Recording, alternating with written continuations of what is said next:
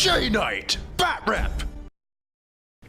Hey everyone, welcome to another J-Night Battle Report, and it's going to also be a Dark Potential Battle Report. Once again, I am going to be facing Darren. I've never faced him before, but last week I thought I was facing him. It turns out we weren't playing against each other, and you'll get to see that Batrep soon in the vault, so it's pretty good. I think it might be in the vault. Might be in free. We'll find out. By the time this is posted, it'll probably already be posted. And once again, we're playing Dark Potential. It's a lot of fun, and we're having a great time playing Dark Potential. Are you?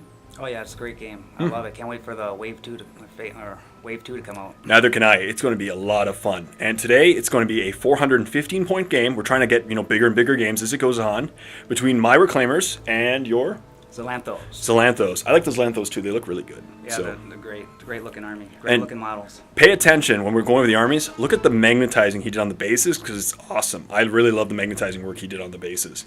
And today it's going to be our official mission is called Crash Site, in which there's going to be 8 objectives. We rolled D6 plus 6, and we rolled a 2. So 6 objectives on the board, and whenever we check them out, they're mysterious, so they might explode, they might be good, they might not be good, and we'll find out, and a lot of hilarity will ensue. And so we'll get to armies and the deployment. Okay, I have my commander, and he's just nothing fancy with him. Oh, I put gravitic mines on them. Ooh, cool. What do gravitic mines do again? They're like gravity mines, except you could throw them 20 inches. Oh, that's good. And just to show you guys, as I said about the magnets, you gotta check this out. See, what he did was his command points is he made them into little magnetic balls, and they just go magnetically to his base, and he just removes them in his play. It's really awesome because it goes with them. Very cool stuff. Anything else with the commander? I know, that's it with him. That's excellent. And there are 2 assassins, I see, one on each side. 2 assassins. They both have gravity mines and phase field generators. And just to remind the people again, what do phase field generators do? They allow me to go through terrain. So you can run through basically don't need to be obscured by a building when running through it. Yes, it's great. That's very and cool. It's only 10 points. That's amazing for 10 points. They're scary. And next we have, 3 squads of 5 soldiers? Soldiers, yeah. Excellent. Are they all the same? They're all the same. Nothing special with them. Nothing special? Very cool. So 3 squads of 5, so 15 soldiers on the board. This is going to be good. And these behind them, these are the stealth bases? The stealth bases. I wanted to do something with these, and I watched Austin's show about making those little bases there, so I used that.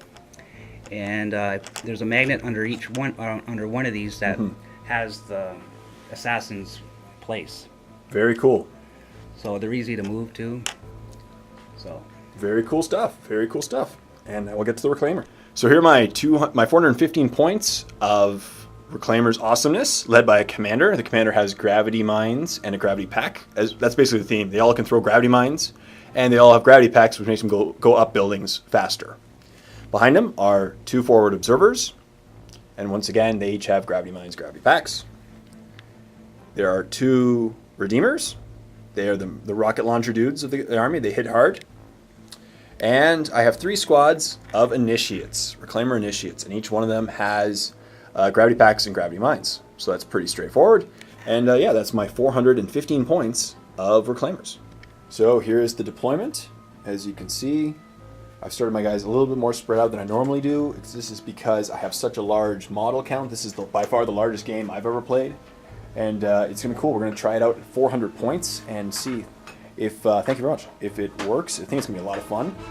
And he has his 2 squads of 5 warriors right here, just hiding down the side. Let's look at them. Ooh, they can see my rocket, and my rocket can see them, but we can't shoot at each other because we're only in range band 2 for first turn. Around here, there's his other squad of warriors with his commander right behind them. And his 2 assassins are starting off beside each other right over here. So it's going to be a really close-knit game full of insanity, and we'll see what happens. So it's my turn to go first with Reclaimers turn 1. So I begin by giving all my guys their initial amounts of command points.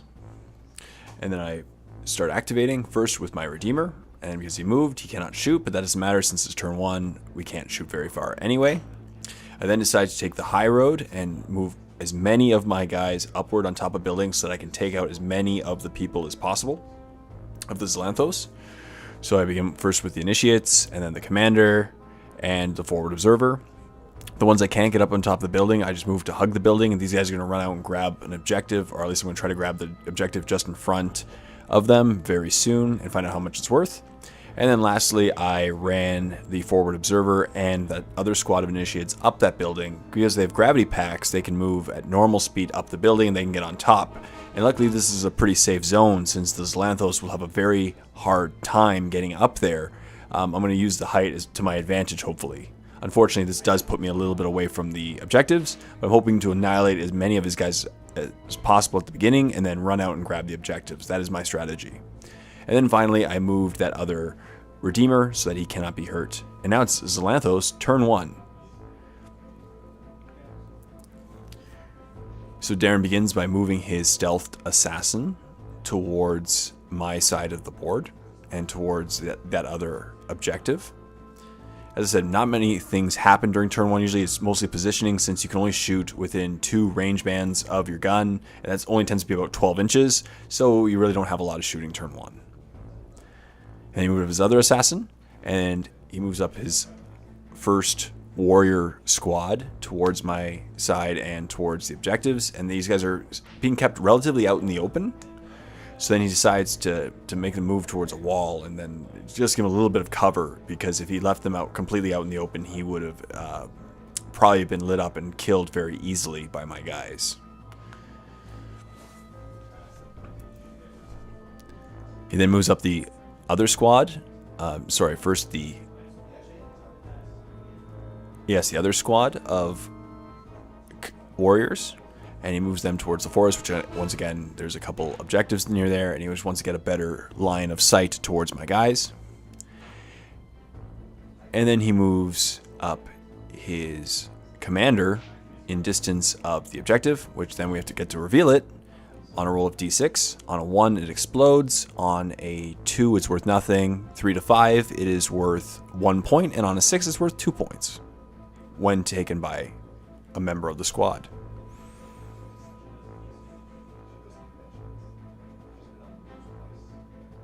And he rolls, and he gets a 6. So that's great for him, because now that objective is worth 2 points. And that can greatly help in this game. And finally, he moves up his commander, and just to get a better line of sight. And then he gives him Overwatch. And that is a really good strategy. If you're going second in this game, you should always give Overwatch to your strong guys like the commander, since they can Overwatch. And here's what the battlefield looked like at the end of turn 1. As you can see, it was just a lot of moving up and preparing to shoot, trying to get line of sight of the guys. We're all approaching the objectives, and it's going to be a lot of heavy shooting in this second turn. So, as always, thank you very much for watching this video. Please like the video, comment in the comment section down below, and subscribe to the channel if you already haven't done so. And when you're ready, click on the link below to go to part 2 of this Dark Potential battle report.